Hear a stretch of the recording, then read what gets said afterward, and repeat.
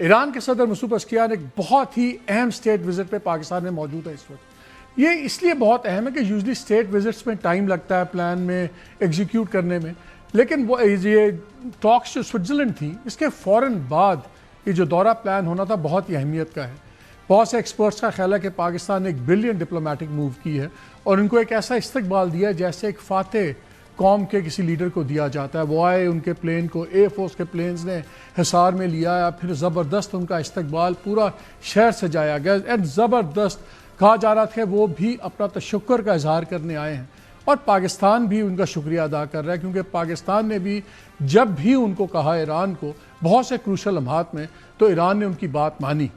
اسلام آباد ٹاکس میں بھی جب بریک اپ ہوا، پاکستان کے کہنے پہ وہ واپس ان ٹاکس کے اندر ان کو آگے بڑھایا. اب اس سوئٹزرلینڈ میں ہوا تو جب فیلڈ مارشل عاصم منیر اور پرائم منسٹر نے جا کے ان سے بات کی تو پھر انہوں نے دوبارہ وہاں بھی ایک ایک سٹیپ بیک کیا، ورنہ وہ تو اینڈ کر کے جا رہے تھے، وہاں بھی مل لیا. کہا جا رہا ہے یہ زبردست موو اس لیے ہے کہ بائی لیٹرل ریلیشنز میں جو اس تک مقام دیا ایران کو، اس کا پاکستان کو آگے بھی بہت سے فوائد بھی حاصل ہوں گے. اگرچہ اس میں کچھ لوگوں کا خیال ہے یہ رسک بھی ہے کہ اگر آپ ایک victory parade sort of lay out کرتے ہیں تو کیا کوئی امریکہ یا کسی اور کو کوئی گراں تو نہیں گزرے گا، لیکن اس پہ بھی اپنے ویو پوائنٹس ہیں. اینی ویز زبردست سب کچھ چل رہا تھا اور بہت سی اب فیوچر لاہے عمل بھی طے ہوں گے، بہت سی اسٹریٹجیز بھی ڈسکس ہو رہی ہوں گی، لیکن ایک تھوڑا سا کنفیوژن پیدا ہو گیا. اور اس آپ کہتے ہیں ڈپلومسی کی دنیا میں کبھی کبھی ایک آدھا لفظ بھی پرابلم کریٹ کر دیتا ہے. پرائم منسٹر آج اسپیچ کر رہے تھے نیشنل اسمبلی میں، تو انہوں نے باقی جب باتیں کی کہ اب آنے والے 60 دن میں انشاءاللہ آگے باتیں ہوں گی، چیزیں ختم ہوں گی اور یہ ایگریمنٹ ہوگا، تو انہوں نے نیوکلیر پروگرام کا ذکر کیا اور یہ بھی کہا کہ میزائل پروگرام بھی ڈسکس ہوگا. اس کے بعد ایک دم ایک کنفیوژن سا سارٹ آف ہوا اور ہم نے دیکھا کہ جتنے ایران مخالف لوگ ہیں یا وہ گروپس جو اس ٹاکس کا فیلئر چاہتے ہیں، انہوں نے اس پہ فوراً ایک سارٹ آف پروپیگنڈا سے شروع کر دیا، جیسے اوہ کیا ہو گیا. یہ بڑی جلدی بھام گئے یہ سارے کہ یہ ایک بدمزگی ڈالنے کی کوشش کی جا رہی ہے.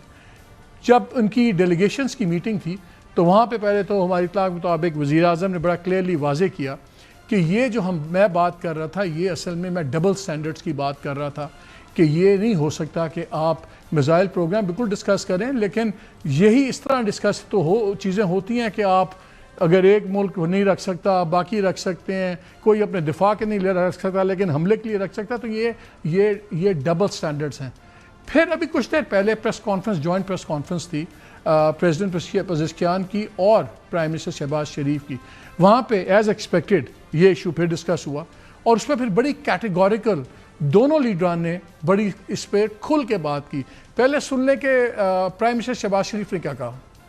I want to make it abundantly clear that ballistic missiles, and of course, they cannot be double standards, that some countries can have ballistic missiles and Iran shouldn't have. This is simply, you cannot digest this kind of duplicity. So I think I wanted to make it very clear, Excellency, that the MOU which has been signed by me as a mediator does not mention about ballistic missiles at all, and that is the stated position, so there should be no confusion about it. Ballistic missile, let me say without any fear of contradiction that ballistic missile was never a subject of discussion between Iran and United States.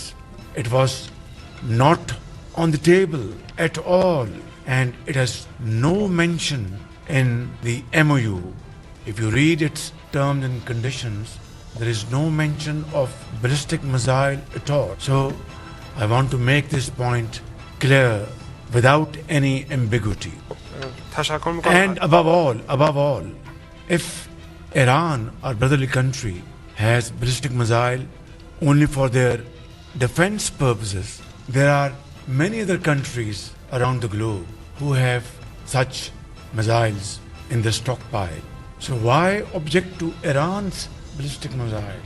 This would amount to a controversy which will generate unnecessary delays and doubts and question marks. So in conclusion, let me say categorically that ballistic missile was never part of the agenda which was discussed. It is not part of the MOU and it was never on the table. अच्छी बात यह है कि government ने, वज़ीर आज़म ने realise कर लिया कि सेंसिटिविटी में किस तरह तरोड़ी मरोड़ी जाती से बात और उसके क्या इम्प्लिकेशंस हो सकते हैं। उन्होंने ये भी कहा फिर एक बार इसी प्रेस कॉन्फ्रेंस में, उन्होंने कहा जी कोई कमी नहीं है उन लोगों की जो चाहते हैं कि ये डील नाकाम हो।